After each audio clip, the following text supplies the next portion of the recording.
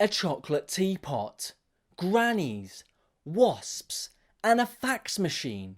Now what do they all have in common? Oh, they are all pointless. Now let's take a look at HS2. Bum bum bum bum bum bum bum bum. It's Lang's World. High Speed 2. High Speed 2. Oh, High Speed 2 is a new train line intended to decrease journey times and ease congestion from Birmingham and Manchester down to London.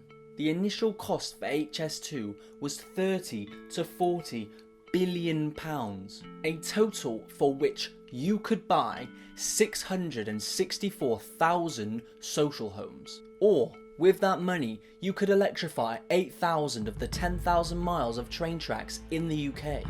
Yet, as the project has gotten older, the price has increased, with an independent review now stating HS2 is likely to cost around 110 billion pounds. That's 100,000 million. To put this into context for you, if you earn £1 every second, it would take you 2 weeks to earn your first million.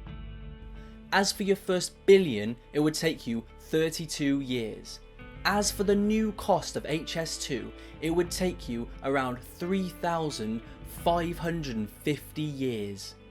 When this project was first proposed, the benefit cost ratio of the £40 billion price tag gave a return of £1.6 for every pound of the taxpayers' money spent, which sounded like a good deal.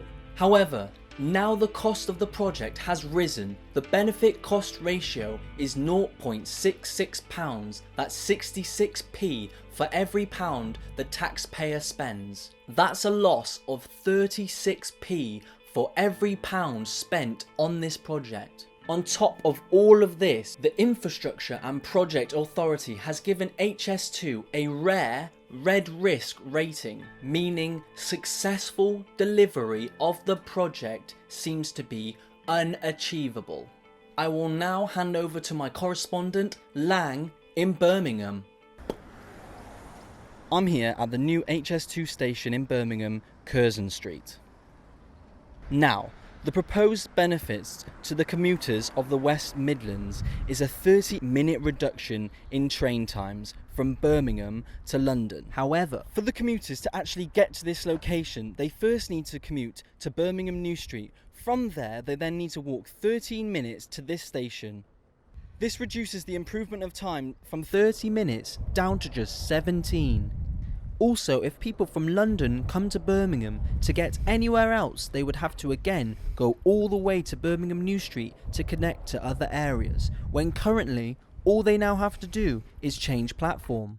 Now, if this is going to cost over 80 billion, don't we as the taxpayers expect more for our money than a 17-minute reduction in train times? Over to you, Lang. Thank you, Lang. Now over to my correspondent, Miriam. Hello there, my name is Miriam. I live in Crackley Wood near Kenilworth, and this is one of the woodlands that has partially been destroyed. You know, there are so many reasons why we have to protect these woodlands and protect these habitats. This is one of the most ecologically rich and diverse places you will find in this country. Britain is one of the most nature depleted nations on earth. We don't have very much natural habitat left here. Basically, the ecological footprint of HS2 is dramatic and horrible. And HS2 is not acting in accordance with the Paris Agreement, and the more ecosystems and ancient woodlands that we destroy, the more wonderful CO2 absorbing tools that we are literally ripping out of the ground. But we have to slow down if we're going to avert climate chaos and biodiversity loss. We have to slow down, and we have to reconsider if HS2 is something that we won't want to invest in. Although people in the Midlands and the North might still think they are getting a good deal from this investment, when looking at our first high-speed line from Kent to London. The effect of this line was an increase in commuting from Kent to the capital. This has sucked a large labour pool out of Kent and moved it into London.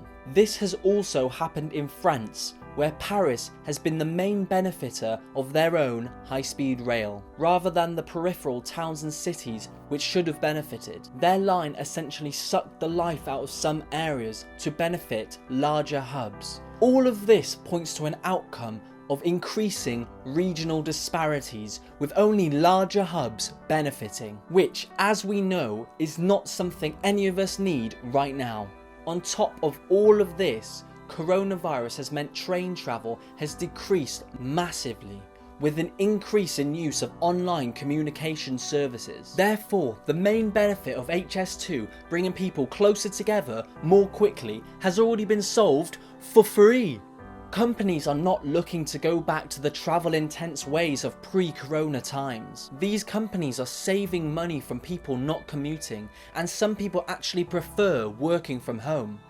With more money needed to help people and the economy recover from coronavirus, as well as start a green recovery, is HS2 really the best way to spend £110 billion? If you think not, then sign the petition in the description. Thank you.